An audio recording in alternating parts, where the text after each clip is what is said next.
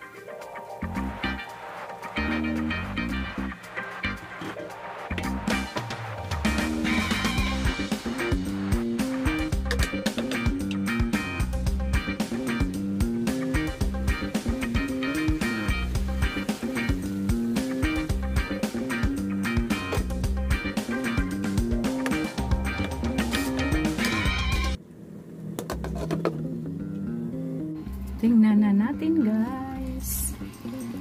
Ayan. Malapit na siya maluto. Ilagay na natin yung pinakagata.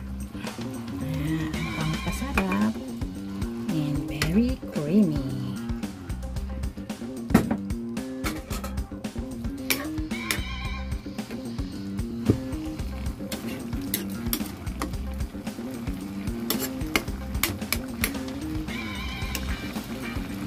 Lagyan natin ng kaunting asin. Kasi meron na siyang cubes. Baka naman makalat pag maraming asin. At lagyan natin ng kaunting bitchin. Ayan.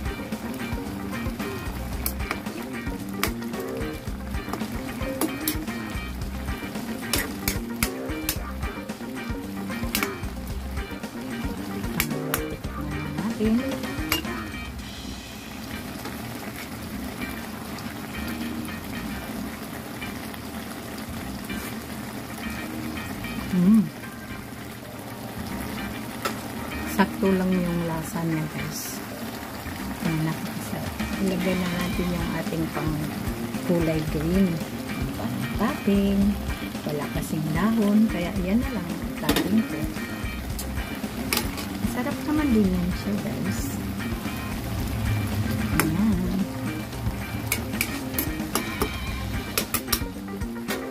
Sarap yan. Naalang natin ang apoy. Ayan. Maya-maya lang ay luto na ito. At ayan, sana nagustuhan ninyo ang aking menu ngayon. Ang aking linoto. Ayan, napakasarap niyan guys. Favorite ko talaga kapag may gata. Tapos may seafoods. Wow na wow ako dyan. Yan, sana nagustuhan nyo guys. And sa mga hindi pa naka-subscribe, please mag-subscribe na. And i-click yung notification bell upang updated kayo sa mga bago kong simpleng upload. Simpleng ulam. O ayan. Salamat sa panonood guys. Thank you for watching. Bye-bye.